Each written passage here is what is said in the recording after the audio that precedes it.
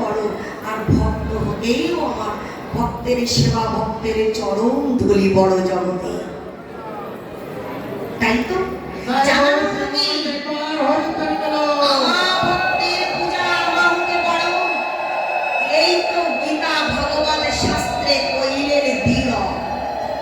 আজ ভগবান শুধু শুধু নয়, দৈনিক আর হরা দৃঢ়তার সহিত ঘোষণা করেছেন যে আমার পূজা অপেক্ষা আমার ভক্তের পূজা বড়। কোথায় বলেছেন কথাটা? গীতা ভাগবতে। যেমন তেমন করে বলেন নাই মা, দৃঢ়তার সহিত ঘোষণা করেছেন যে আমার পূজা অপেক্ষা আমার ভক্তের পূজাটা বড়। সেই ভক্তকে সদা সর্বদা অগ্র অধিকার দিয়ে পেছনে দাঁড়িয়ে সুউচ্চ শিখরে বসে সর্বশ্রেষ্ঠত্বের প্রমাণ দিয়েছেন জগন্নাথকে। লক্ষ্য করে দেখো, শ্রীপদ শঙ্করাচার্য, এই দর্শন প্রবক্তা শঙ্করাচার্য শ্রী শ্রী জগন্নাথ অষ্টকমের ৫ম নাম্বার শ্লোকে ৫ নাম্বার শ্লোকে কীর্তন করেছেন। কি বললেন? রথ রূঢ় গচ্ছন পথি মীলিত ভূদেব পটলই স্তুতি প্রাদুর্ভাবাম প্রতি পদকর্ণ সদয়া দয়া সিন্ধুর বন্ধু সকল জগতাং সিন্ধু সদয় জগন্নাথ স্বামী নয়ন পথগামী ভব তুমি। শঙ্করাচার্যের নামটা আপনারা সকলেই শুনে থাকবেন। সেই দার্শনিক প্রবক্তা শঙ্করাচার্য, তিনি শ্রী শ্রী শিক্ষাষ্টমীর ৫ম নাম্বার শ্লোকে বলেছেন, ৫ নাম্বার শ্লোকে কীর্তন করেছেন। বললেন রথ রূঢ় গচ্ছন পথি মীলিত ভূদেব পটলই স্তুতি প্রাদুর্ভাবাম প্রতি আকর্ণ সদয়া দয়া সিন্ধুর বন্ধু সকল জগতাং সিন্ধু সদয় জগন্নাথ স্বামী নয়ন পথগামী ভব তুমি। জানিয়ে দিচ্ছেন শঙ্করাচার্য, রথে আরোহণ পূর্বক কার কথা বলা হলো বাবা?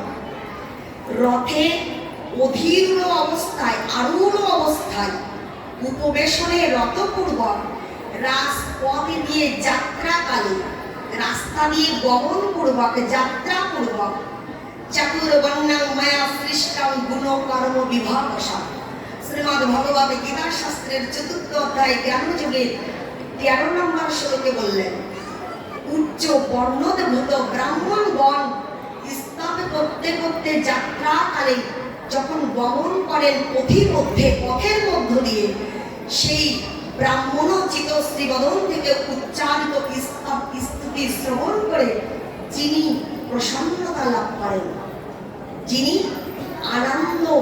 আনন্দিত হন, যিনি পদে পদে প্রসন্নতা লাভ করেন, যিনি দয়ার সাগর, যিনি অখিল জগতের নিখিল জগতের বন্ধু, কৃপার সিন্ধু যিনি, সাগর যিনি, সমুদ্রের প্রতি সদাই হয়ে তদাপকূলে বিরাজ করছেন, অবস্থান করছেন, সেই জগন্নাথ স্বামী আমার নয়ন পথের পথিক। প্রত্যেকটা শব্দের পেছনে ডেজিনেশন আছে, বিস্তারিত। শব্দগুলো কি পেলাম আমরা? পথিমধ্যে, রাজপথে, যাত্রাকালে ব্রাহ্মণগণ কৃত যে স্তুতি শ্রবণ করে পদে পদে যিনি প্রসন্নতা লাভ করেন, যিনি দয়ার সাগর, দীনের বন্ধু যিনি, করুণার সিন্ধু যিনি, সমুদ্রের প্রতি সদয় হয়ে তদাপকূলে বিরাজ করছেন, সেই জগন্নাথ বলদেব সুভদ্রা দেবী আমার নয়ন পথের প্রতীক। তাহলে শব্দগুলো কি পেলাম? আমার জগন্নাথ দেব করুণার মূর্তি, জগন্নাথ দেব কৃপার সাগর তিনি, করুণার সিন্ধু তিনি। আমাদের অনেকের ধারণা কি জানি, অনেকে ভাবি কি জানি বাবা, এই যে প্রত্যেকটা মন্দিরে মন্দিরে যে বিগ্রহগুলো দাঁড়িয়ে আছেন, এনারা বোবা, না পারেন চলতে, না পারেন কিছু বলতে, না পারেন প্রশ্নের উত্তর দান করতে, না পারেন আমার বাঞ্ছা পরিপূরণ করতে। 24 ঘন্টার মধ্যে কতটুকু সময় শ্রী গোবিন্দের চরণ পাদপদ্মে বসে জানি না, কিন্তু ত্রিসন্ধ্যা গায়ত্রী কালে যদি 3:15-45 মিনিট ভগবানের চরণ পাদপদ্মে কমলে বসি আমি, লক্ষ্য করে দেখুন সেখানে বসেও বলি ভগবান দিয়েছ হয়তো অনেক কিছু, তথাপিও বলি আরো দাও। দিয়েছ তুমি, ধনে জনে পরিপূর্ণ করে দিয়েছ বটে, তথাপিও বলি আরো দাও। এই জগতে হাই সেই বেশি চাই, আছে যার ভরে ভরে। আমায় অনেক কিছু দিয়েছ তুমি, তথাপিও বলি দাও। যদি আমি সেই বস্তুগুলো না পাই, আক্ষেপের সুরে বলি কি জানি, ভগবান বলে কোনো বস্তু নাই। ভগবান তুমি নাই, যদি থেকেও থাকো আমার প্রার্থিত বস্তুগুলো পাইনি তো দাও নাই তো, এই জন্য তুমি পাথরে গড়া পাষাণের মূর্তি, তুমি দয়া নাই মায়া নাই, এই জন্য আমার প্রতি কৃপা বর্ষণ করতে পারো না। কিন্তু বাবা, যাদের হৃদয়ে এই ধারণাগুলো পোষণ করে আমরা অবস্থান করছি, আমাদের ভ্রান্তি কথাগুলো জগন্নাথ দেবের লীলা মহিমা মাহাত্ম্য শ্রবণের মধ্য দিয়ে দূরীভূত হয়ে যাবে। লক্ষ্য করে দেখুন বাবা, যদি ভগবান সচল না হয়ে অচল হন, যদি শ্রী ভগবান কথা বলতে না পারবেন, যদি ভগবান মত বিনিময় করতে না পারবেন ভক্তের সাথে, তাহলে আমরা লালা বাবুর জীবন চরিত্র থেকে জানতে পেরেছি না পৈতৃক দেবে ভিটা মাটি সকল কিছু প্রপার্টি সম্পত্তি বিকিকিনি করে শ্রীরাম বৃন্দাবনের মাটিতে সকলের পূর্বে বৃহৎ শ্রীকৃষ্ণ মন্দির নির্মাণ করেছিলেন। সাদা পাথর দিয়ে শ্বেত প্রস্তর দিয়ে তিনি শ্রী মন্দির নির্মাণ করেছিলেন। সেই নির্মিত মন্দিরের বিগ্রহ প্রতিষ্ঠা করা হয়েছিল, যে বিগ্রহের নাম শ্রীকৃষ্ণ চন্দ্রিমা। সেই সেবিত বিগ্রহ লালা বাবুকে ডেকে একদিন বলেছিলেন, লালা তুমি যে মন্দির করেছো আমার জন্য, আমি না ওই মন্দিরে থাকতে চাই না। বজ্রাঘাতের মতো করে আঘাত প্রাপ্ত হয়ে লালা বাবু সেদিন কাতরতাই বলেছিলেন, প্রভু যদি তোমার জন্য এই মন্দির আমি করেছি, এই মন্দিরে থাকতে না চাও, তাহলে কোন মন্দিরে থাকতে চাইছো গোবিন্দ? প্রভু বলেছিলেন, আমার জন্য একটা নতুন করে মন্দির তুমি তৈরি করো লালা, আমার জন্য নতুন করে একটা মন্দির নির্মাণ করো। লালা বাবু বলেছিলেন, প্রভু তুমি অন্তর্যামী ঈশ্বর সর্বভূতানাং হৃদ্দেশে অর্জুন তিষ্ঠতি সর্বভ্রাম ভূতানি যন্ত্রাণি মায়া। তুমি সবকিছু জানো, আমার যা যা কিছু ছিল পৈতৃক সম্পত্তি, আমি 50% 50% বিক্রি করে তোমার মন্দিরের জন্য সেগুলো দান করেছি, দিয়ে দিয়েছি। বাকি 50%, 25%, 25% জমিদারি প্রপার্টি বিক্রি করে স্ত্রীর নামে, আর বাকি 25% জমিদারি বিক্রি করে সন্তানের নামে দিয়েছি। যেহেতু তাকে বিয়ে করেছি, সন্তান উৎপাদন করেছি, তাই তাদের প্রতি আমার রেসপন্সিবিলিটি রয়েছে, তাই দায়িত্ব বোধে আমি সেটা করেছি। তাই আজকে যদি তুমি আবার নতুন করে মন্দির তৈরি করতে বলো গোবিন্দ, তাহলে আজ তো আমার কোনো অ্যাবিলিটি নাই, পারকতা নাই, পরিসম্পত্তি নাই, আমি কেমন করে তোমার জন্য মন্দির নির্মাণ করব প্রভু? ভগবান বলেছিলেন, লালা আমি যে মন্দিরটা তোমাকে নির্মাণ করতে বলছি, সেই মন্দির নির্মাণ করতে তোমার 1 টাকাও খরচ হবে না। কথাগুলোর দিকে লক্ষ্য রাখো, তোমার 1 টাকাও খরচ হবে না লালা। এ তুমি কেমন কথা বলছো প্রভু? টাকা ছাড়া কিছু হয়? জগতে টাকা ছাড়া কিছু মেলে কিছু করা যায়?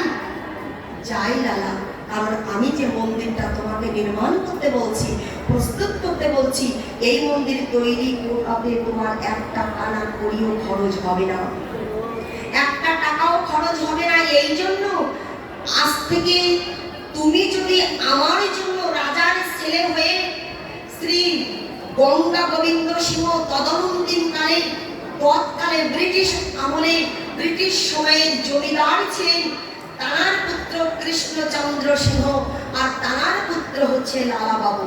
তুমি জমিদার বংশের পুত্র হয়ে জমিদারের তনয় হয়ে ছেলে হয়ে জগতেরই দিকে তাকিয়ে দেখো, সবাই চাই স্ত্রী পুত্র আত্মীয় স্বজনে বিত্ত বৈভব প্রপাটি আলিঙ্গন করে বসবাস করতে। আর সেখানে দাঁড়িয়ে ভিন্ন মনোভাব প্রয়োগ করে পরিবেশন করে সর্বধর্মান পরিত্যাজ্য মাং একম শরণং ব্রজ অহং তাং সর্ব পাপেভ্যো মোক্ষয়িষ্যামি মা শুচম। তুমি সবকিছু যদি আমার চরণে সঁপে দিতে পারো, সবকিছু যদি আমার জন্য জলাঞ্জলি দিতে পারো, ত্যাগ করতে পারো, তাহলে আমিও কেন প্রতিদানে তোমার জন্য কিছু করতে পারবো না লালা? তদাতি প্রতিহিন্নাতি পরিজীয়ামাখ্যাতি পৃষ্ঠতি ভুঙ্কে ভজতে চৈবা সর্ববিধাং প্রতিলক্ষণম। তুমি যদি আমার জন্য এত কিছু করতে পারো, তাহলে প্রতিদানের ভূমিকায় দাঁড়িয়ে এই ইটি বালি সিমেন্ট দ্বারা নির্মিত মন্দিরে নয়, আজ থেকে আমি তোমার মতো সমর্পিত ভক্ত তোমার হৃদয় মন্দিরে বসবাস করতে চাই, অবস্থান করতে চাই। ভগবান যদি অচাল হতেন, কে হেন দাবি ভক্তের কাছে রাখতে পারতেন না। লক্ষ্য করে দেখুন, পিসিমার নিতাই গৌরের কথা আপনারা শ্রবণ করেছেন, তাই না? আপনারা মাধবেন্দ্র পুরীপাদের কথা শ্রবণ করেছিলেন, যিনি কিনা মাধবেন্দ্র পুরীর জন্য ক্ষীরচোরা গোপীনাথ ক্ষীর চুরি করেছিলেন। কত কত দৃষ্টান্ত রয়েছে, ঘটনা রয়েছে। সুতরাং এই যে জগন্নাথ দেব, তার কৃপা, তার করুণা, তার অপ্রাকৃত লীলাময় চরিত্র আমরা শ্রবণ মানুষের ব্রতী হয়েছি, আজকে শ্রবণ করতে এসেছি, জগন্নাথের কৃপা বাড়িতে স্নাত বসতে এসেছি। এই জগন্নাথের কতটাই করুণার ঘনায়িত মূরতি আমরা লীলায় লীলায় জানব, লীলায় লীলায় শ্রবণ করব। লক্ষ্য করে দেখুন, সংস্কৃত ভাষায় জগৎ শব্দটার অর্থ হচ্ছে বিশ্ব, আর নাথ শব্দটার অর্থ হচ্ছে প্রভু বা ঈশ্বর। কথাটা আবারও পুনরাবৃত্তি করি, শ্রবণ করুন। সংস্কৃত ভাষায় জগৎ শব্দটার অর্থ হচ্ছে বিশ্ব, আর নাথ শব্দটার অর্থ হচ্ছে প্রভু বা ঈশ্বর। সুতরাং জগন্নাথ শব্দটার অর্থ হচ্ছে যিনি জগতের নাথ, জগতের ঈশ্বর বা জগদীশ্বর। এই জগন্নাথ দেব, এনার পরিচিতিটা কি, পরিচয়টা কি, আজ আমি নয়, এই পরিচয় পর্বটা আমার শ্রীমান মহাপ্রভু গৌরাঙ্গ সুন্দর কলিযুগ পাবন অবতার, মহাপদান্ন অবতার, প্রেম পুরুষোত্তম সচিনন্দন গৌর হরি একনিষ্ঠ ভক্ত বাসুদেবের কাছ থেকে এই মেসেজটা, এই বার্তাটা, এই সুসংবাদটা আমরা জানব। যে জগন্নাথ দেবকে হৃদয়স্থ করবার মানুষের প্রতি পূর্বক ছুটে এসেছি আমরা। এই জগন্নাথের পরিচয়টাকে, প্রত্যেকটা মানুষের একটা করে আইডেন্টিটি আছে না বাবা, পরিচয় পর্ব আছে না, স্বরূপতত্ত্ব আছে না, স্বরূপ নির্ণয় আছে না, আত্মতত্ত্ব আছে। আমার জগন্নাথ দেবের পরিচিতিটা কি, পরিচয়টা কি? আমাদের চৈতন্য দর্শনে দিয়ে বাসুদেব ঘোষ জানালেন, কি বলেন? বাসুদেব ঘোষ বলেন, জল পরিহা যেই গৌর সেই কৃষ্ণ আমার সেই কি মা? বাবাজিরা বলুন, যিনি কৃষ্ণ তিনি গৌরী, তিনি কি? জোরসে বলুন, জয় জয় জগন্নাথ দেবের প্রীতি প্রেমানন্দে হরি হরি বলো, সুভদ্রা মায়ের প্রীতি প্রেমানন্দে হরি হরি বলো, বলভদ্র দেবের প্রীতি প্রেমানন্দে। তাহলে এই জগন্নাথ মূর্তিতে জানাকে আমরা দেখছি দারু ব্রহ্মরূপে, তাই তো? দারু মানে কি? কাঠের যে বিগ্রহ, এই কাষ্ঠ মূর্তিতে আমরা জানাকে দেখছি, ইনি আর কেহ নয়, ইনি স্বয়ং ভগবান শ্রীকৃষ্ণ। এই যে রূপে, এই যে মূর্তিতে তাকে আমরা দর্শন করছি, আমি মনে প্রাণে বিশ্বাস করি ইতপূর্বে যে সমস্ত আলোচকগণ, যে সমস্ত জ্ঞান তাপস, জ্ঞান প্রবীণ ভাগবত প্রবচনকারী প্রভুজিরা আপনাদের সন্নিধানে, আপনাদের সমীপে জগন্নাথের লীলা মাহাত্ম্য, লীলা মহিমা কীর্তিত হয়েছে, কীর্তন করেছেন, প্রবচন রেখে গেছেন, তারা নিশ্চয়ই ভাগবত কথার ধারাবাহিকতার আলোকে সেই সমস্ত লীলা কথা আপনাদের কাছে পৌঁছে দিয়েছেন, তাই না? এই যে রূপে আমরা জগন্নাথকে দর্শন করছি, সুতরাং সেই ধারাবাহিকতার আলোকে আজ আমরা শ্রবণ মানুষের ব্রতী হয়েছি এই জগন্নাথের লীলা মহিমা মাহাত্ম্য কথা শ্রবণ করবার জন্য। এবার আমরা আসলে জেনে নেই লীলায় লীলায় জগন্নাথ কত করুণার মূর্তি, কত করুণার ঘনায়িত বিগ্রহ তিনি। লক্ষ্য করুন, অবন্তী নগরে একজন গোপিনী ছিলেন, যার নাম হচ্ছে গোপী গোয়ালিনী। এই অবন্তী নগরে গোপী গোয়ালিনীর বাস ছিল, কিন্তু ঘটেছিল কি জানি, বৈবাহিক জীবন শুরু করার কিছু বছর পরেই একটা মাত্র পুত্র সন্তানের জন্ম হওয়ার পরেই স্বামী বিয়োগ হয়ে যায়, পতি বিয়োগ হয়ে যায়। কার মা? গোপী গোয়ালিনী। এই স্বামী হারা মাতা একমাত্র সম্বল, একমাত্র অবলম্বন পুত্রকে নিয়েই তিনি বেঁচে আছেন। কিন্তু ভাগ্যের কি নির্মম পরিহাস দেখুন, কিছু দিবস পরে গিয়ে সর্বদংশনে একমাত্র অবলম্বন, একমাত্র পুত্র সন্তান বিয়োগ হয়ে যায়, তারই মৃত্যু হয়ে যায়। তাই গোপী গোয়ালিনীর স্বামী ছিল, তার মৃত্যু হয়ে গেল। অনেক গুণে গুণান্বিত একটা মাত্র পুত্র সন্তান ছিল, তারও অসময়ে অকালে মৃত্যুবরণ করতে হলো, কারণ এটাই বাস্তবতা। জন্মগ্রহণ করলে মৃত্যুবরণ করতেই হবে, এটাই বাস্তব, এটাই শাশ্বত, এটাই সত্য, সারতত্ত্ব। জাতস্য হি ধ্রুবম মৃত্যু ধ্রুবম জন্ম মৃতস্য চ তস্মাৎ অপরিহার্য অর্থে ব্রতম সচিতুম অবশ্যি। যাদের জন্ম হয়েছে জগতে, তাদের একদিন না একদিন মৃত্যুকে আলিঙ্গন করতেই হবে। জন্ম যাদের হয়েছে, একদিন না একদিন মৃত্যুর স্বাদ তাকে গ্রহণ করতেই হবে, কারণ যেদিন আমাদের জন্মটা হয়েছে সেই দিনই আমাদের মৃত্যুর জন্মটাও অলরেডি হয়ে গেছে, তাই না? সুতরাং সেই নিয়মে অকাল সময়ে, অসময়ে স্বামী সন্তান দুজনই বিদায় নিয়ে চলে গেলেন। যখন স্বামী বিয়োগ ঘটেছিল সতী সাধ্বী গোপী গোয়ালিনী, তখনও কিন্তু বেঁচে থাকার অবলম্বন হিসাবে পুত্রকে বেছে নিয়েছিলেন।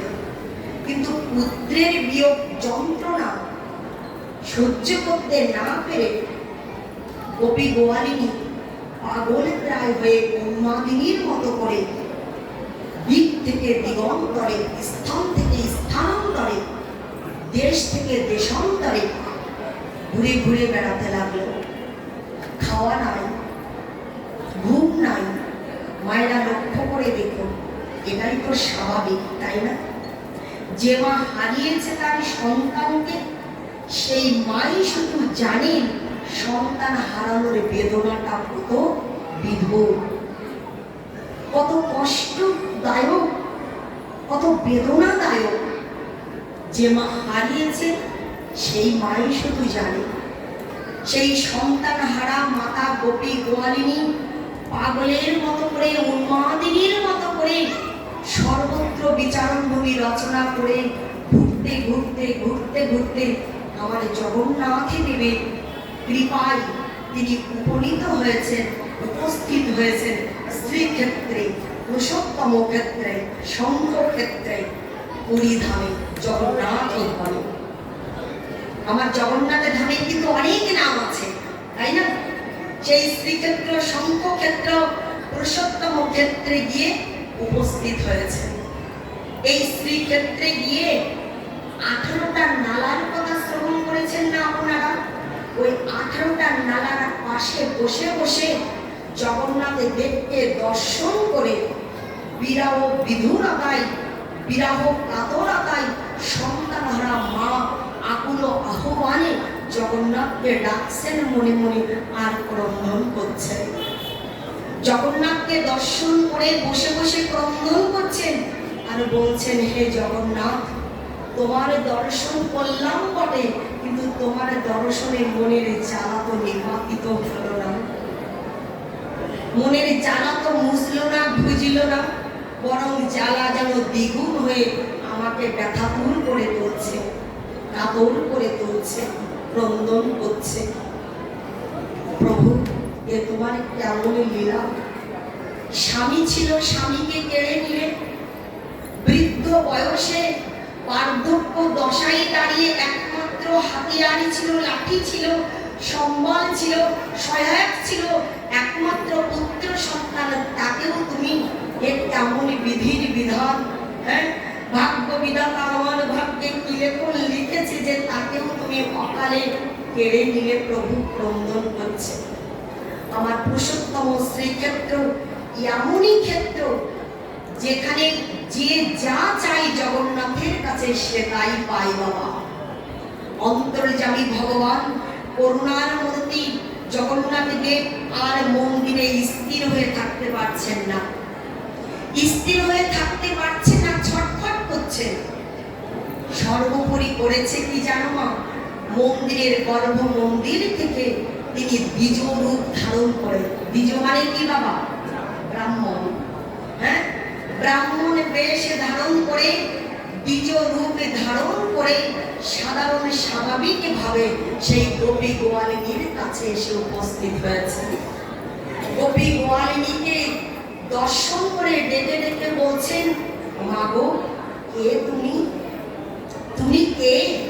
আর কেনই বা এই পুরুষোত্তম ক্ষেত্রে 18টা নালার পাশে বসে বসে ক্রন্দন করছো? তুমি কে মা?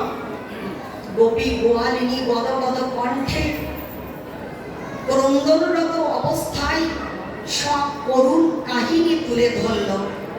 ওগো ব্রাহ্মণ ঠাকুর, জানো তো আমি এক অভাগিনী মা, অল্প বয়সে স্বামী হারিয়েছি, একমাত্র সম্বল ছিল পুত্র, তাকেও বিধাতা কিছু দিবস পূর্বে তুলে নিয়েছে। ঘুরতে ঘুরতে পাগলে প্রায় হয়ে এই পুরুষোত্তম ক্ষেত্রে এসে জগন্নাথে দর্শন করলাম বটে, কিন্তু জগন্নাথ দর্শনে আমার জ্বালা দূরীভূত হলো না, বরং দ্বিগুণ হয়ে যেন আমার হৃদয়ে দিচ্ছে, আমায় কষ্ট দিচ্ছে, আমায় পীড়া দিচ্ছে।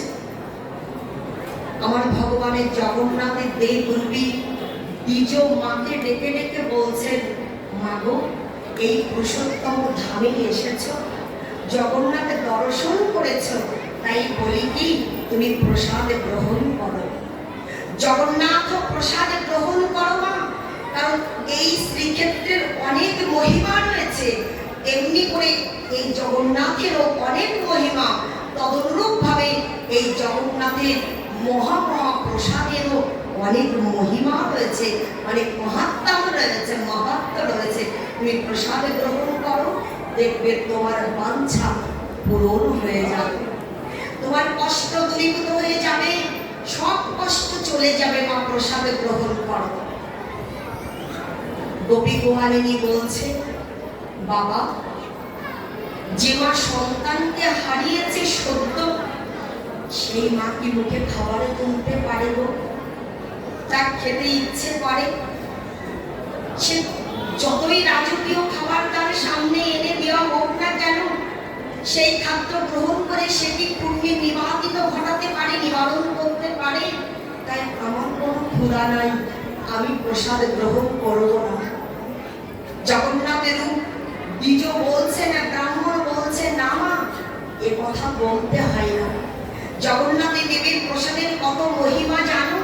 এই জগন্নাথ শ্রীক্ষেত্রে স্বয়ং লক্ষ্মী দেবী, লক্ষ্মী দেবী স্বয়ং তিনি নিজে হাতে করে রন্ধন কার্য করেন। নিজে হাতে করে রান্না করছেন, নিজে হাতে করে জগন্নাথ দেবকে সেবা পরিবেশন প্রদান করেন। আর জগন্নাথ দেব প্রসাদ গ্রহণ করার পর সেই মহাপ্রসাদ সাধারণের জন্য দেওয়া হয়। সেই অপ্রাকৃত মহাপ্রসাদ প্রাপ্তির জন্য দেবেন্দ্রগণ পর্যন্ত লালায়িত, দেবেন্দ্রগণ পর্যন্ত লালায়িত। তুমি জানো না মা, এক কণিকা মাত্র প্রসাদ, যে প্রসাদ প্রাপ্তির জন্য দেবশ্রীপাদের নারদ তিনি বৈকুণ্ঠে গমন পূর্বক গ্রহণ করেছিলেন, লক্ষ্মী দেবী কৃত প্রসাদ গ্রহণ করেছিলেন। সেই প্রসাদ গ্রহণে আনন্দিত উল্লসিত মনোভাবে নিত্য বিধি রচনা করতে করতে তিনি কৈলাস পর্বতের উপর দিয়ে যাত্রা করেছিলেন। কৈলাস অধিপতি শিব শঙ্করজি সেই নিত্য গীত শ্রবণ করে বার্তা জিজ্ঞাসা করেছিলেন দেবশ্রীপাদকে, কি তুই এমন করে নিত্য কীর্তন করছো দেবশ্রীপাদ? বললেন, আমি ভগবান শ্রী বিষ্ণুর প্রসাদে পেয়েছি, আমি মহাপ্রসাদে পেয়েছি। ৫৫ গুণের অধিষ্ঠাতা শিব শঙ্করজি বলেছিলেন, আমায় একটু দাও। তুমি একা কেন পাবে প্রসাদ, আমায় একটু দাও। বলেন, প্রসাদ তো তোমার জন্য আনি নাই শিব ঠাকুর। হস্তটা ধারণ করে অনেক অন্বেষণ করে অনেক সাধনা করে খুঁজে নখের মধ্যে এক কণিকা মাত্র একটি প্রসাদে পেয়েছিলেন, যে প্রসাদে গ্রহণ করে তিনিও নৃত্য করতে শুরু করেছিলেন। অন্দর মহলের মধ্যে ছিলেন পার্বতী অর্থাৎ দুর্গা মাতা। তিনি মনে মনে চিন্তা করছেন, এখন তো জগতে লয় হওয়ার সময় আসে নাই, প্রলয় ক্ষণ উপস্থিত হয় নাই, তাহলে পতি দেবতা কেন এমন করে নৃত্য করছেন, কেমন উত্তম নৃত্য প্রদর্শন করছেন? কারণ হেতু জানতে এসে শ্রবণ করলেন যে প্রসাদ প্রাপ্তির আনন্দে তিনিও নৃত্য করছেন। বললেন, স্বামী আমায় একটু প্রসাদে দিন, আমি আপনার অর্ধাঙ্গিনী সহধর্মিনী, সিঁদুর নামে অভিষিক্ত করে বৈদিক মন্ত্র উচ্চারণ করে আপনিও আমাকে বৈবাহিক সম্বন্ধে সূত্রে বিধেছেন, আপনার সকল কিছু প্রাপ্তির রাইট অধিকার আমার আছে, আমায় একটু প্রসাদে দিন। বলে, তোমাকে কেমন করে দিব পার্বতী? যেটুকু ছিল নখাগ্রের মধ্যে সেই কণিকা মাত্র প্রসাদ আমি ভক্ষণ করেছি, আমি পেয়েছি, আর তো প্রসাদে নাই। অভিমানে পার্বতী দেবী সেদিন বলেছিলেন, প্রভু আজকে ভগবান বিষ্ণুর সেই মহাপ্রসাদ, যে মহাপ্রসাদ প্রাপ্তিকে আমাকে বঞ্চিত করলেন, আমি কথা দিলাম আগামী কলিযুগে আমার জগতে জীবের জন্য আমি বিমলা হয়ে পুরীধাম শ্রীক্ষেত্রে সকলে জগতে জীবকে এই মহাপ্রসাদ বিতরণ করবো বিনামূল্যে। আমি নিজেও প্রসাদ পাবো, সবাইকে অবাধে প্রসাদে বিতরণ করব। সেই প্রসাদের এত মহিমা, যে প্রসাদ আজ রঘুনাথ দাস যে প্রসাদ গ্রহণ করতে না পেরে ভক্তরা গাভী মাতা গাভী বৎসদের সমাধান করতেন, যে গাভী মাতারা সেবা গ্রহণ না করতে পেরে ড্রেনের মধ্যে নর্দমার মধ্যে ফেলে দিতেন, সেই প্রসাদ সংস্কার করে দৈনের প্রকাশ মূর্তি, বৈরাগ্যের মূর্তি রঘুনন্দন রঘুদাস তিনি সেই প্রসাদ সানন্দে গ্রহণ করেছেন। প্রসাদের মান অক্ষুণ্ণ রাখবার জন্য ভক্ত পরম্পরায় যখন মহাপ্রভু জানলেন যে রঘুনাথ সে মাধুপুরীও করে না, অজাতক বৃত্তেও ছেড়ে দিয়েছে, তাহলে কি খেয়ে বেঁচে আছে জানবার জন্য লুকিয়ে দর্শন করলেন যে মহাপ্রসাদ ভক্ষণ করছেন, গ্রহণ করছেন সংস্কার করে। মহাপ্রভু হাতটা এঁটে ধরে সেদিন বলেছিলেন, রঘু ওরে চোরা একা কেন খাচ্ছ, ওই মহাপ্রসাদ আমাকেও দিয়ে খাও। মহাপ্রভু সেই প্রসাদ গ্রহণ করেছিলেন। প্রসাদের এত মহিমা যে প্রসাদ মহাপ্রভু নামাচার্য ব্রহ্ম হরিদাস ঠাকুরের জন্য অঙ্গসেবক গোবিন্দ দাসকে দিয়ে পাঠাতেন। সেই প্রসাদ নামের সংখ্যা পূরণ না করে খাদ্য গ্রহণ তো দূরের কথা, জল পর্যন্ত স্পর্শ করতেন না নামাচার্য ব্রহ্ম হরিদাস। তিনিও কণিকা মাত্র প্রসাদ হস্তে ধারণ করে মস্তকে স্পর্শ করে তিনি এক কণিকা মাত্র প্রসাদ গ্রহণ করে প্রসাদের মান রেখেছিলেন, তাই না? দূর থেকে আনয়নকৃত বাসি শুষ্ক দুর্গন্ধ যে ব্যক্তি আনুক না কেন প্রসাদের পাওয়া মাত্র গ্রহণ করতে হয়। প্রসাদ প্রাপ্তি মাত্র ভক্ষণ করতে হয়। প্রসাদ মানে ভগবানের অনুগ্রহ, প্রসাদ মানে ভগবানের কৃপা। এই জগন্নাথ পুরী ক্ষেত্রে এসে প্রসাদ না পেয়ে চলে যেতে নাই, তুমি প্রসাদ গ্রহণ করো। আমি কথা দিচ্ছি, যদি তুমি এই পুরুষোত্তম ক্ষেত্রে জগন্নাথ দেবের প্রসাদ গ্রহণ করো, তাহলে তোমার মৃত পুত্র জীবিত হয়ে তোমার কাছে ফিরে আসবে।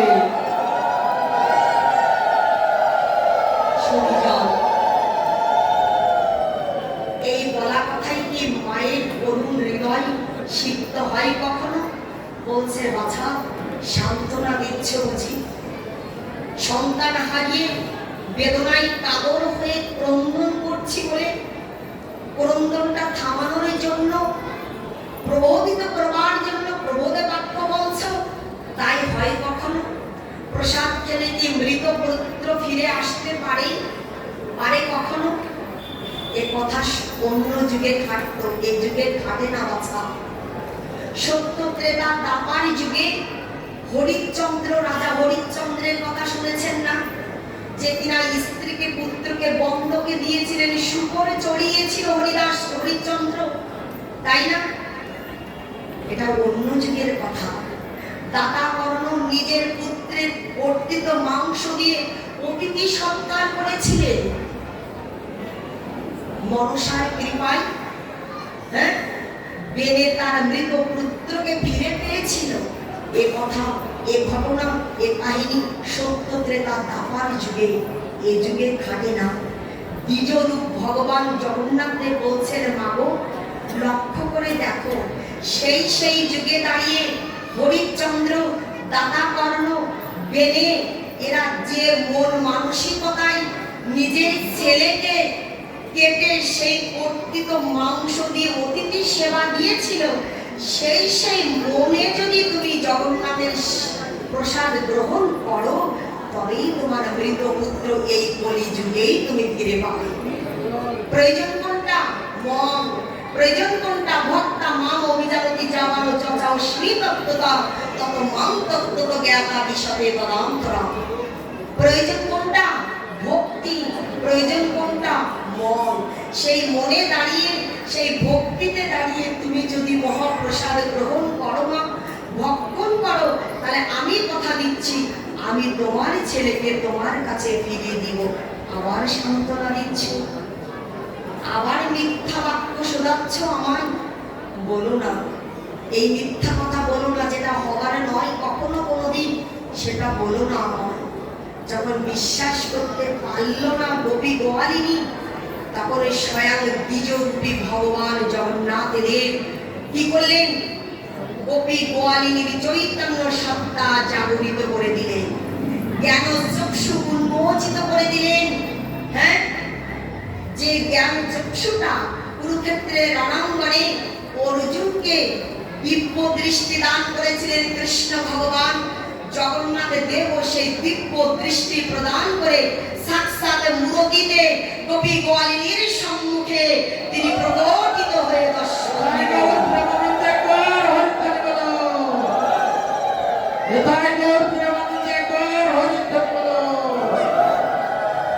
ডেকে ডেকে বলছেন, ওগো মা, তুমি আমায় দর্শন করো। আমি দুজনেসে এসেছিলাম, কিন্তু তুমি আমায় চিনতে পারো নাই। তোমাকে কৃপা করুণা করবার জন্য স্বরূপে প্রকটিত হতে হয়ে বলছি কি জানো? এই শ্রীক্ষেত্রের মহিমা অনেক। এই শ্রীক্ষেত্রের এমনই মহিমা, যদি কোনো গাধা, কি বাবা, যদি গর্ধ কোনো গাধাও এই শ্রীক্ষেত্রে আসে, সেও ভগবান জগন্নাথের কৃপায় তাৎক্ষণিকভাবে চতুর্ভুজ মূর্তি ধারণ করতে পারে। জগন্নাথের এমন মহিমা। মাগো, তুমি তো জানো না, তোমায় বলি কি জানো? দোলে চ দোল গোবিন্দ, হ্যাঁ, চাপের চ মধুসূদনম। ডেকে ডেকে বললে, রথে আরোহণকারী বামনদেবকে যদি কেউ দর্শন করতে পারে, দোলায় দোলায়িত অবস্থায় গোবিন্দ দেবকে যদি কেউ দর্শন করতে পারে, আর নৌকা বিহাররত অবস্থায় যদি ভগবান ভগবান মধুসূদনকে কেউ দর্শন করতে পারে। জগন্নাথ দেব ঘোষণা দিচ্ছেন, কোথায় জানি? শ্রী শ্রী পুরুষোত্তম অষ্টকের 7 নম্বর শ্লোকে, যদি কেউ দোলায়িত অবস্থায় কথাগুলো আবারও শ্রবণ করুন, বাইরে কষ্ট করে দাঁড়িয়ে যারা আস্বাদন করছেন, আপনাদের প্রতি ভগবান জগন্নাথের দেবের কৃপা বর্ষিত হোক, সেই সবিনয় নিবেদনে বলছি। হ্যাঁ, দোলয়াং দোল গোবিন্দম চাকের্ষ মধুসূদনম রথে তু বাবনাং দৃষ্টা পুনর্জন্ম ন বিদ্যতে। কি বললেন? দোলায়িত অবস্থায় যদি গোবিন্দ দেবকে কেউ দর্শন করতে পারে, নৌকা বিহাররত অবস্থায়, কিছুদিন পূর্বে নৌকা বিহার করানো হয়েছিল, দেখেছে? ময়ূরপঙ্খী নৌকায় করে নৌকা বিহার করাতে নিয়ে যেতে হয়েছিল ভগবানকে। সেই নৌকা বিহাররত অবস্থায় ভগবান মধুসূদনকে যদি কেউ দর্শন করতে পারে, আর রথে আরোহণকৃত বামন দেবকে যদি, রথের পরে রথের পরে উপবেশনেরত বামন দেবকে যদি কেউ দর্শন করতে পারে, তার আর পুনর্জন্ম হয় না, তাকে আর জন্মগ্রহণ করতে হয় না জগতে। শুধু তাই নয়, এই রথের রশি স্পর্শ করলে, রথে উপবেশনরত জগন্নাথ বলদেব সুভদ্রা দেবীকে দর্শন করলে, প্রণতি নিবেদন করলে, তাকেও আর পুনর্জন্ম গ্রহণ করতে হয় না। মাগো জানো না, এই পুরুষোত্তম শঙ্খক্ষেত্র শ্রীক্ষেত্রে কত মহিমা, কত মহিমা তুমি তো জানো না, তাই তোমার মাধ্যমে জগতে জীবকে জানাই। কি বললেন? মথুরা দ্বারকা লীলা, মথুরা দ্বারকা লীলা, হরিবল। মথুরা দ্বারকা লীলা জ করতি চ গোকুলে নীলা চল স্থিত কৃষ্ণ চ এব রথ কি প্রভু। কি বললেন? যে সমস্ত লীলা দ্বাপার যুগে, যে সমস্ত লীলা গোকুলে, যে সমস্ত লীলা মথুরা মণ্ডলীতে, যে সমস্ত লীলা আমার গোকুল মহাবনে ভগবান অনুষ্ঠিত করে থাকেন, সেই সকল লীলাই এই পুরীধাম শ্রীক্ষেত্রে কি প্রদর্শন করা যায়। যে সমস্ত লীলা দ্বারকায়, যে সমস্ত লীলা গোকুলে, যে সমস্ত লীলা অন্যান্য জায়গায় অনুষ্ঠিত হয়েছে, প্রদর্শিত হয়েছে, এই পুরীধাম শ্রীক্ষেত্রে সকল লীলায় একই সাথে প্রদর্শন করা যায়, দর্শন করা যায়। প্রমাণটা কোথায় দিচ্ছেন? এই যে প্রমাণটা কোথায় দিচ্ছেন লক্ষ্য করে দেখুন। আমার কলিযুগ পাবন অবতার মহাবদান্য অবতার, তিনি 48 বছর বয়সকাল লীলা বিলাস করেছেন। কত বছর? 48। 30 বছর বয়স তিনি পঞ্চগ্রহ লীলায় ছিলেন, 30।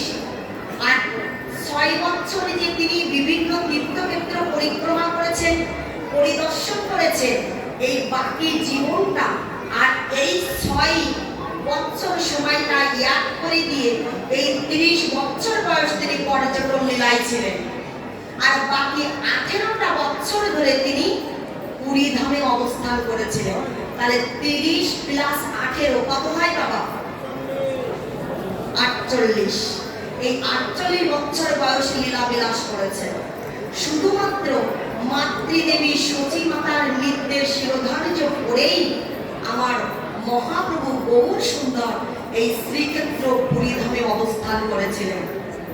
আমরা সকলেই জেনেছি, সকলেই শ্রবণ করেছি যে নিত্যানন্দ প্রভু, যিনি সংকর্ষণের অবতার, যাকে আজ বলভদ্র বলদেব রূপে দেখতে পাচ্ছি, দর্শন করতে পাচ্ছি, সেই নিত্যানন্দ প্রভু আজ মহাপ্রভুকে পথ ভুলিয়ে অদ্বৈত গৃহে নিয়ে এসেছিলেন। শুনেছেন না এই ঘটনা? অদ্বৈত গৃহে নিয়ে এসেছিলেন। সেদিন মহাপ্রভু অদ্বৈত গৃহে এসে দর্শন করলেন সচী মাতাও রয়েছে অদ্বৈত গৃহে। সচী মাতা নিমাইকে দর্শন করে ক্রন্দন করছেন, কান্না করছেন। ওগো নিমাই, এ তোকে কি রূপে দেখছি বাবা? এ তোকে কি রূপে দর্শন করছি? তুই তো আমার আগের নিমাই নোস নিমাই।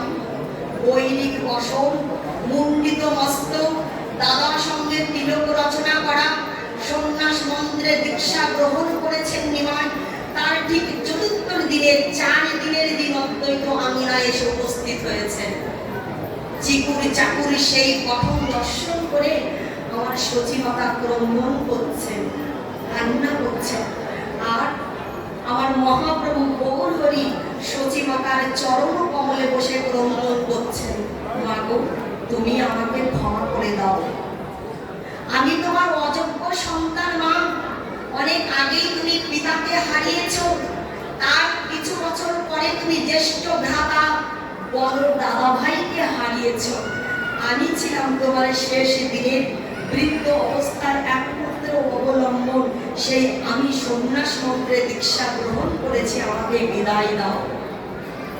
সচিমাতা সেদিন ক্রন্দন করে বলেছিলেন, নিমাই যদি জেনেছিস যে তুই ছাড়া আমার আর কেউ নাই জগতে, তাহলে সন্ন্যাস মন্ত্রে কেন দীক্ষিত হলি?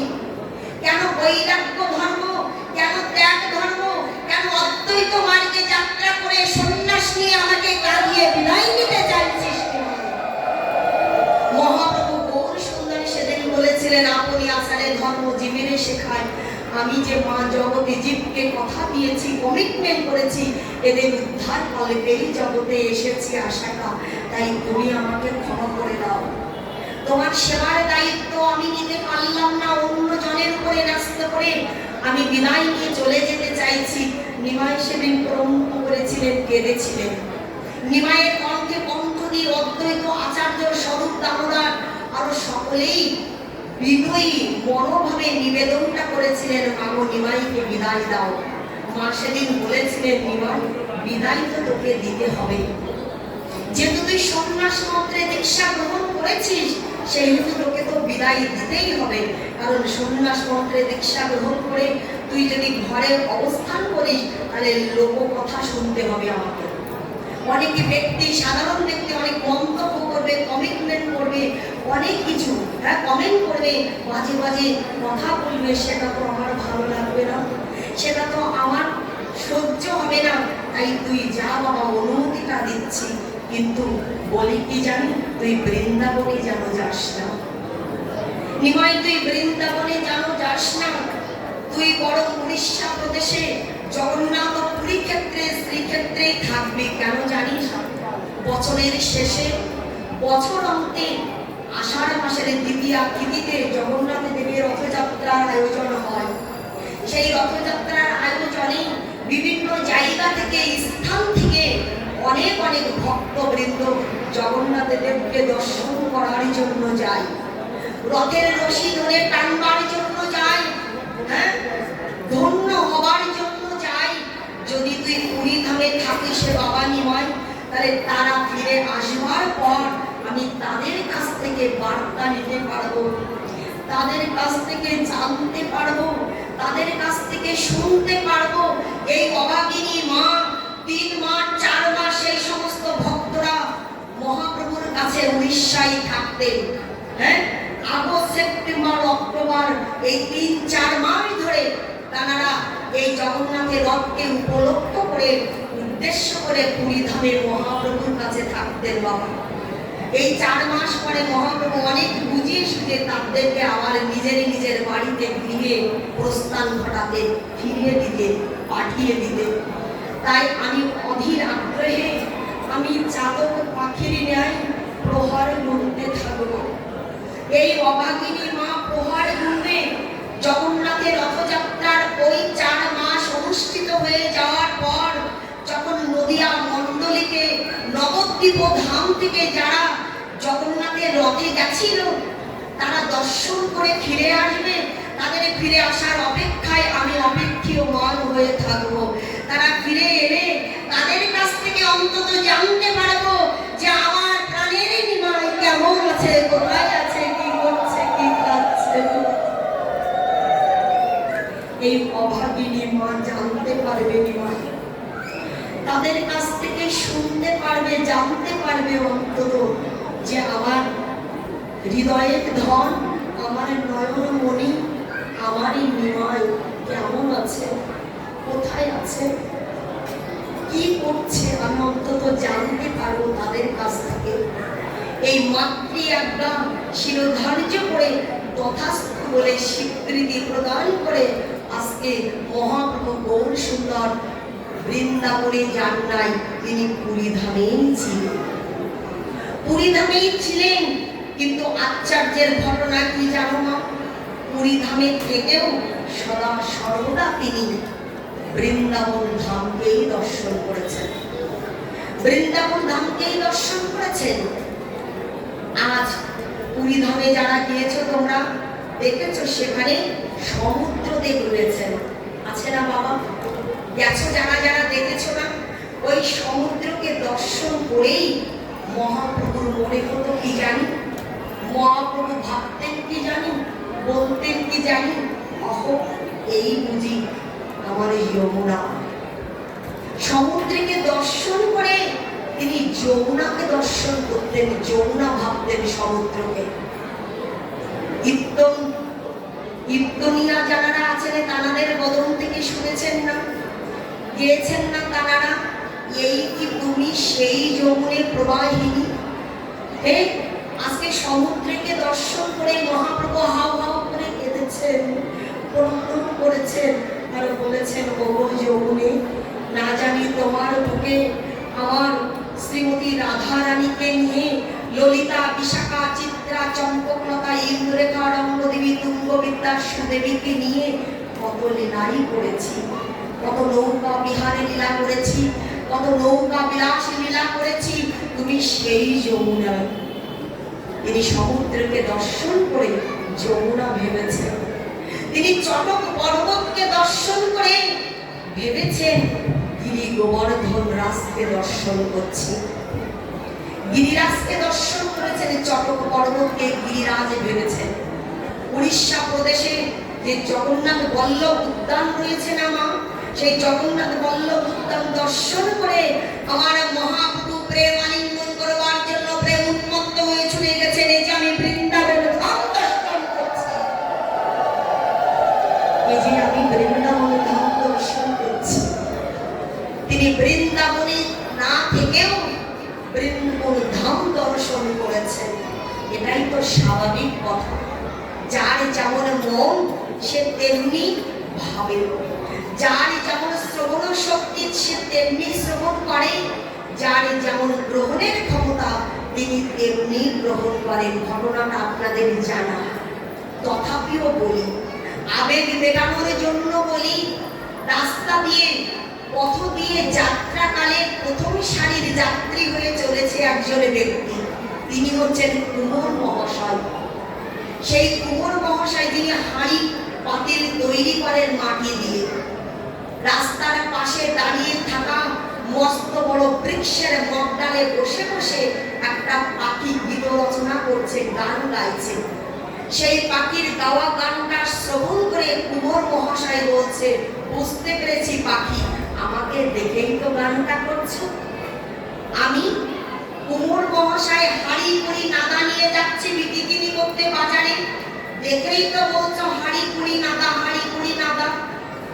দ্বিতীয় সারিতে যিনি পথিক প্রবাদ হয়ে যাত্রা করেছেন, তিনি ওই পাখির সুললিত কণ্ঠধ্বনি শ্রবণ করে বলছে, আমি বুঝেছি, আমি ব্যবসা করি, তো জীবিকা নির্বাহ করি, সংসার যাত্রা পরিচালনা করি, আমি পেঁয়াজ রসুন আদা বিক্রি করি, তাই তুমি গাছের মগডালে বসে বলছো পেঁয়াজ রসুন আদা, পেঁয়াজ রসুন আদা।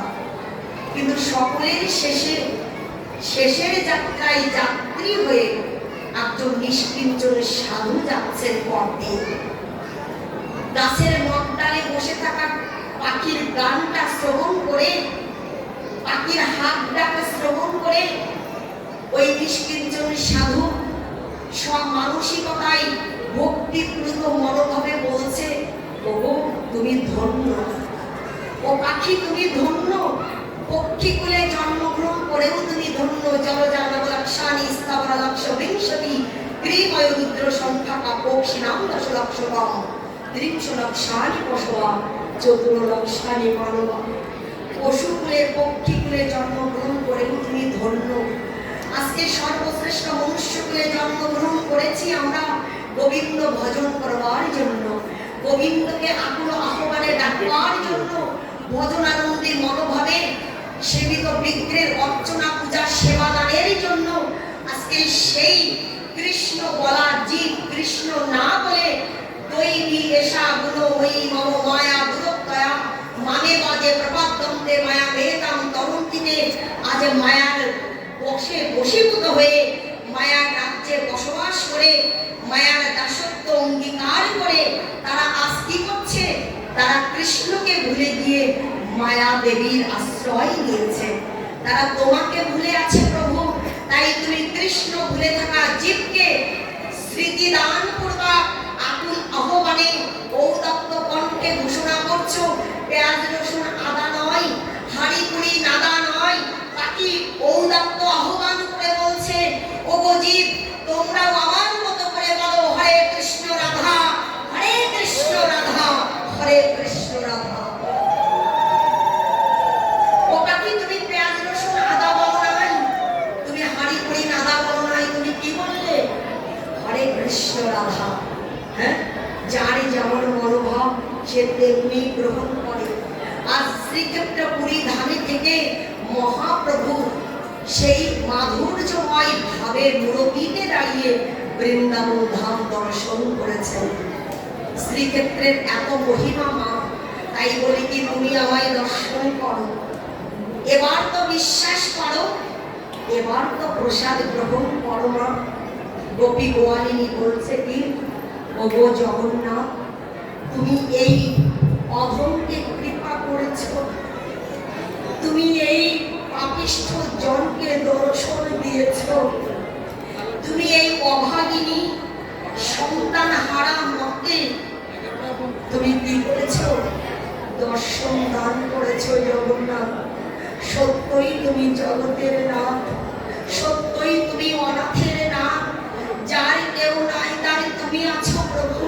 তাই একটিবারে বলি কি, যদি তুমি সত্য হয়ে থাকো, যদি তুমি সাক্ষাৎ হয়ে থাকো, তাহলে তোমার কাছে আমার একটাই মিনতি, তোমার কাছে আমার একটাই নিবেদন, তুমি নয়। তুমি নাও জগন্নাথ। তুমি বলেছো যদি প্রসাদে গ্রহণ করি তাহলে তুমি আমার মৃত পুত্রকে ফিরিয়ে দিবে। তাই বলি কি জগন্নাথ, এই তোমার শ্রীক্ষেত্র পুরী ধামে এসে আমি শুনেছি তুমিও বলেছো যে যা চাই সে নাকি তাই পাই।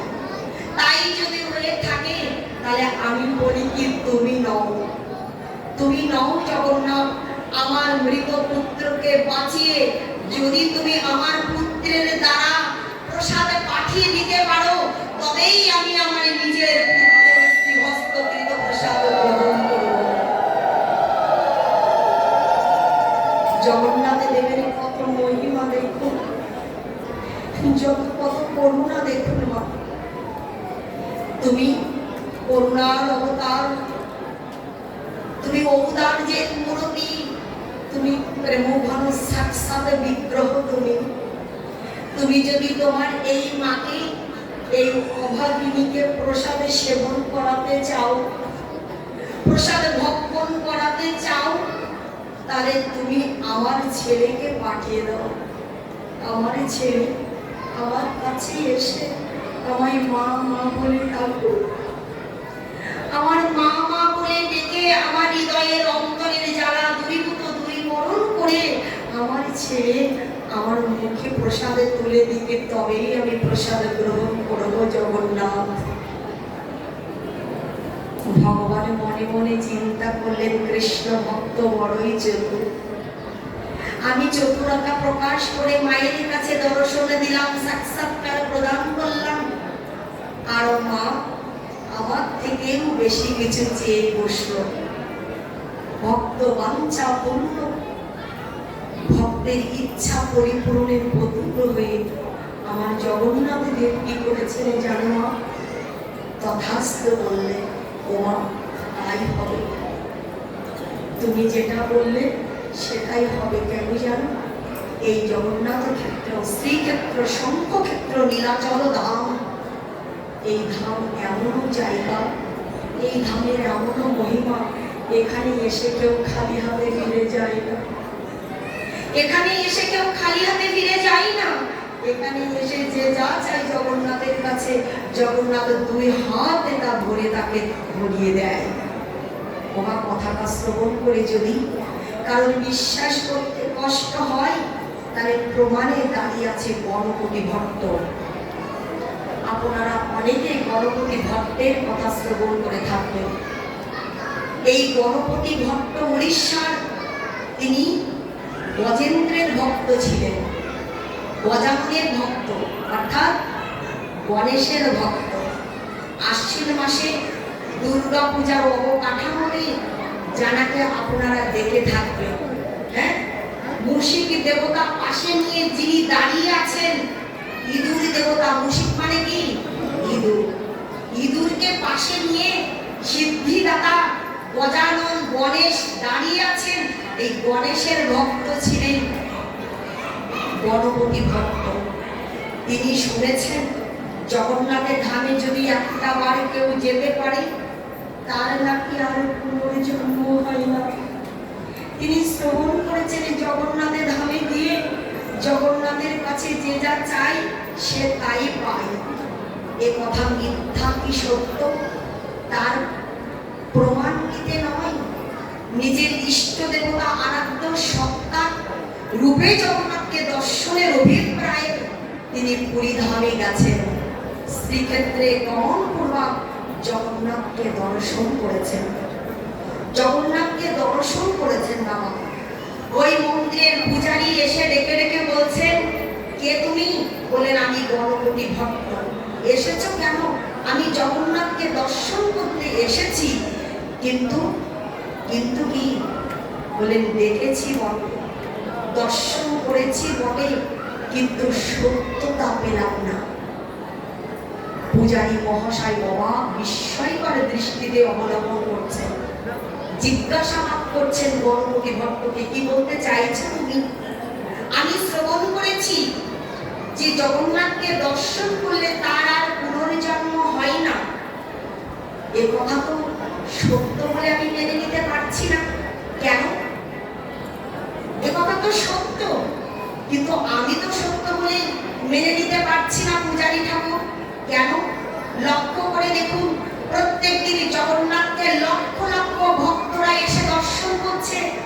বিভিন্ন স্থান থেকে, রাজ্য থেকে, প্রদেশ থেকে, জায়গা থেকে, দেশ থেকে, হ্যাঁ, তারা জগন্নাথকে দর্শন করছে। আবার কিছু দিবস পূর্বে তারা বাড়িতে, গৃহে শশা আলায়ে ফিরেও যাচ্ছে। কথাগুলো কতটা আপনারা হৃদয়ঙ্গম করতে পারছেন আমি জানি না বাবা। কতটা আপনাদের হৃদয় গ্রাহ্য হচ্ছে, কতটা আপনাদের হৃদয়কে স্পর্শ করছে, পৌঁছে দিতে পারছি কিনা অধম জানি না।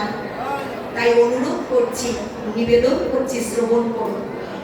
গণপতি ভট্ট বলছেন জগন্নাথ দেবকে দর্শন করলে তার আর পুনর্জন্ম হয় না। আমি শুনেছি, আমি শাস্ত্র গ্রন্থের দ্বারা জেনেছি, কিন্তু সত্যটা তো প্রতিপন্ন করতে পারছি না।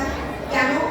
এই লক্ষ লক্ষ ভক্ত আসছে বিভিন্ন স্থান থেকে, জায়গা থেকে, তারা জগন্নাথকে দর্শন করছে, আবার নিজের নিজের বাড়িতেও ফিরে যাচ্ছে। তাহলে তার আর পুনর্জন্ম হলো না কি করে? ডেকে ডেকে বললেন, দর্শন সকলে করছে, কিন্তু দর্শন করার মতো দর্শনে যদি করতে পারে কেউ, তাহলে তার আর পুনর্জন্ম হয় না। পুরোহিত মহাশয়ের এই কথা শ্রবণ করে গণপতি ভট্ট তখন মনে মনে বলছেন, জগন্নাথ, আমি এ রূপে নয় তোমাকে, তুমি জানো, যদি স্বয়ং সাক্ষাৎ ব্রহ্ম বস্তু হয়ে থাকো, তাহলে তুমি জানো যে দানু ব্রহ্মরূপী স্বয়ং জগন্নাথ দেব, আমি হলাম গণপতি ভট্ট, গণেশের ভক্ত। তাই আমি আমার ইষ্ট দেবতা আরাধ্য সত্তা গণেশ রূপেই তোমাকে দর্শন করতে চাই, দেখতে চাই। ভক্ত বাঞ্ছা পূর্ণকারী ভগবানের জগন্নাথ দেব গণপতি ভট্টের মনোবাসনা পূর্ণ করে তিনি গজানন রূপে গণপতিকে দর্শনে দান করেছিলেন।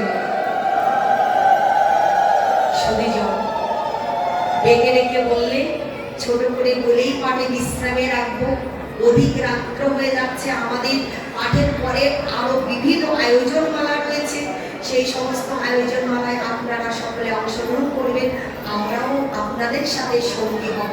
বিস্তারিতে না গিয়ে জগন্নাথের মহিমা কিছুটা আস্বাদন করেই আপনাদের আয়োজন আপনাদের শ্রেয়স্তে তুলে দেব। ডেকে ডেকে বললে, বিশ্বাস রাখো। কেন জানো? এই যে 18টা নালা দেখতে পাচ্ছ, জগন্নাথ পুরী নামে 18টা নালা, এর ঘটনাটা তবে শ্রবণ করো গণপতি ভট্ট। উড়িষ্যা প্রদেশে জগন্নাথ দেবের মাসিমা হচ্ছে ইন্দ্রদুম্ন রাজার স্ত্রী গুন্ডিচা মহারানী, তাই না? যে গুন্ডিচা মহারানীর মন্দিরেই কিন্তু জগন্নাথ দেব এখন মাসির বাড়িতে অবস্থান করছেন, তাই না? শঙ্খক্ষেত্র নীলাচল পর্বত থেকে, নীল মানে নির্বর্ণ, অচল মানে পাহাড় পর্বত, ওই শঙ্খক্ষেত্র নীলাচল থেকে সুন্দ্রাচলে মাসির বাড়ি জগন্নাথ দেব এখন রয়েছেন। কথাটির অর্থ হচ্ছে এই মাধুর্যময় জগৎ থেকে ঔদার্যময় প্রেমময় জগতে নিয়ে আসার আয়োজনকেই রথযাত্রার উৎসব বলা হয়েছে, তাই তো? তাই জগন্নাথ দেবের আবার মাসি পিসি হতে পারে, ভগবানের আবার মাসি পিসি থাকে নাকি বাবা? ভগবানের কি আবার শিরপুরা হয়? হয়? ভগবানের কি সর্দি কাশি হয়? ভগবানের কি কখনো কাঁঠাল খাওয়ার লোভ হয়? যিনি ভক্ত রঘুদাসকে দিয়ে গভীর নিশীথে পরের জমি থেকে কাঁঠাল চুরি করে খেয়েছিলেন, এই লোকগুলো হয়? হয়। কখন জানো? যদি ভক্ত সবকিছু সঁপে দিয়ে ভগবানের চরণে সমর্পিত মনোভাবে ভগবানকে আপন করে নেয়, দান প্রতিদানের খেলায় অংশগ্রহণ করবা, ভগবানও ভক্তকে কিছু দেওয়ার প্রতিদানে ভক্তকে আপন করে নিয়ে ভক্তকে অনুগ্রহ কৃপা দান করবার জন্য এই লীলাগুলো দিয়েই সেই বস্তুগুলো বিষয়গুলো সত্যতাই প্রতিপন্ন করে। হ্যাঁ, এই যে ইন্দ্রদুম্ন রাজা সর্বস্ব দিয়ে জগন্নাথ দেবের সেবা পূজা করেছিলেন, বর প্রার্থনা করতে বলেছিলেন।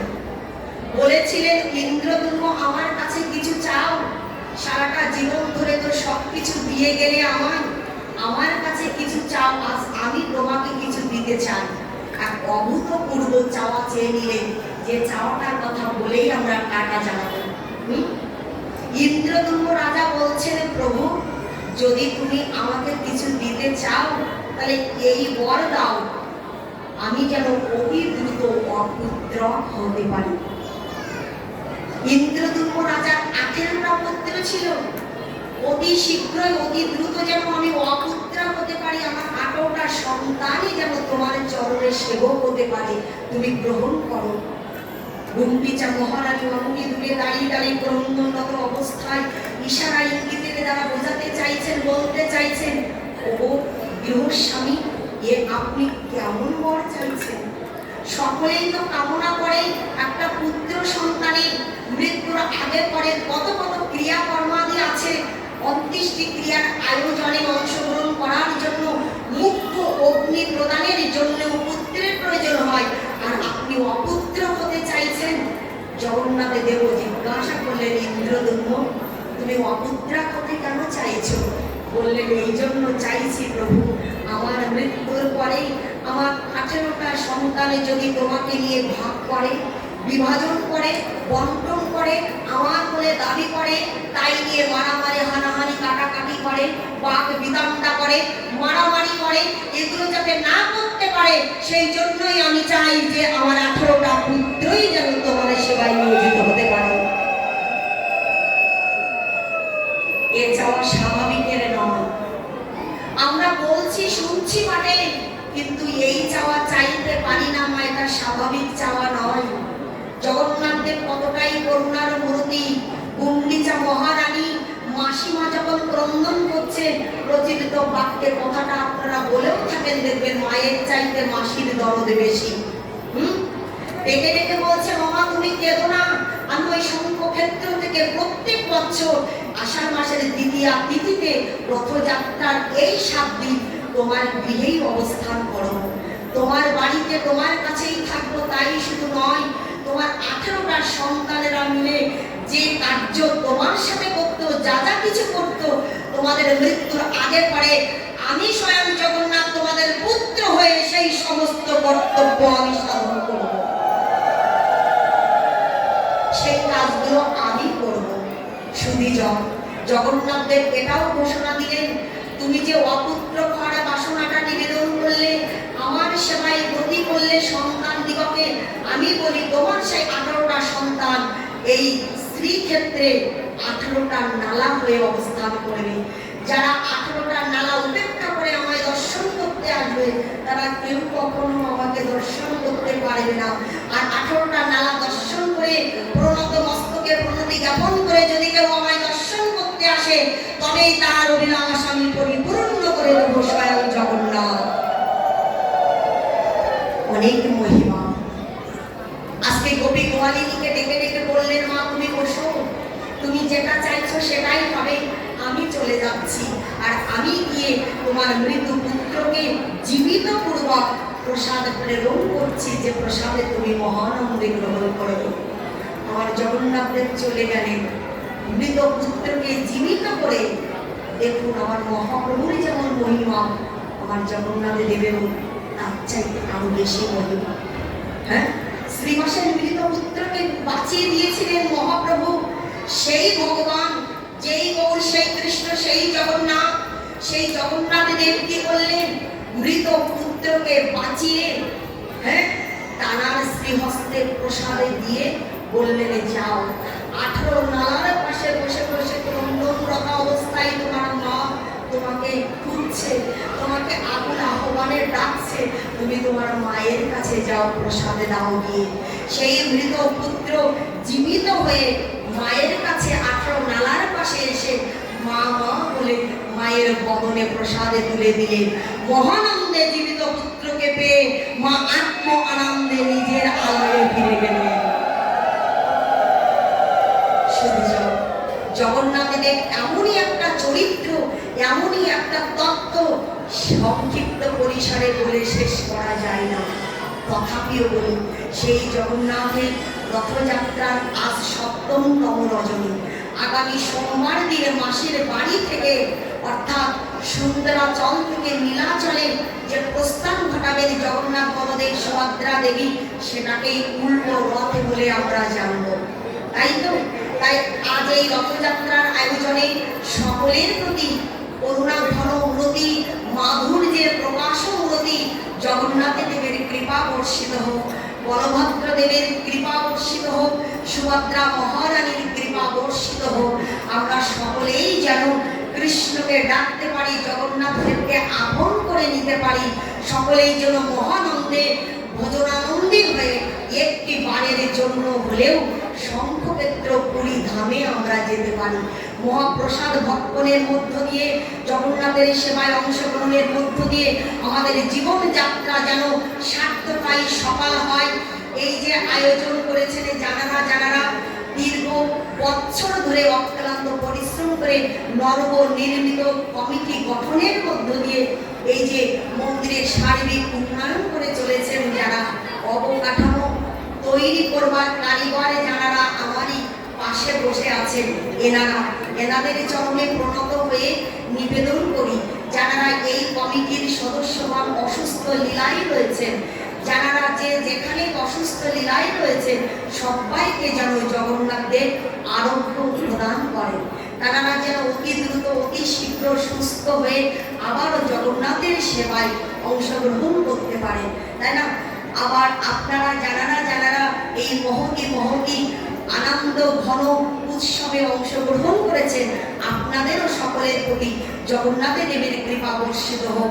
সকলের সার্বিক, সকলের মঙ্গল কল্যাণ কামনায় সকলের চলার পথ সুগম হোক, সহজ হোক, সরল হোক, প্রীতিপূর্ণ হোক, ভজনীয় হোক, সেই নিবেদনে শ্রী গুরুনিতাই গৌর সীতানাথ প্রীতি প্রেমানন্দে হরি হরি। জগন্নাথ বলদেব সুভদ্রা দেবীর প্রীতি প্রেমানন্দে হরি হরি বল। রথযাত্রার মহতি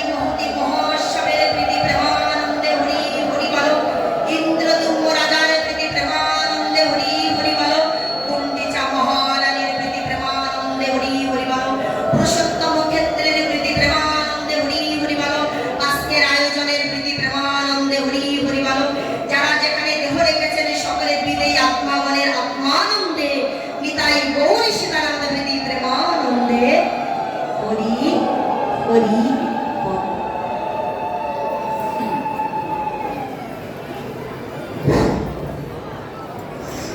ধন্যবাদ শ্রীমতী তাপসী দেবী দাসীকে। এতক্ষণ ধরে সুন্দর জ্ঞান ধর্মমূলক কথা আলোচনা করছিলেন, আমরা শ্রবণ করছিলাম, কিন্তু আমরা ধীরে ধীরে একটু রাত গভীর হচ্ছে, আমাদের মা বোনদের অনেক দূরে যেতে হয়। একটি চাবি পাওয়া গেছে, যদি কারো চাবি হারিয়ে যায় আমাদের কাছ থেকে প্রমাণ দিয়ে নিয়ে যাবেন। তো আমাদের মাঝে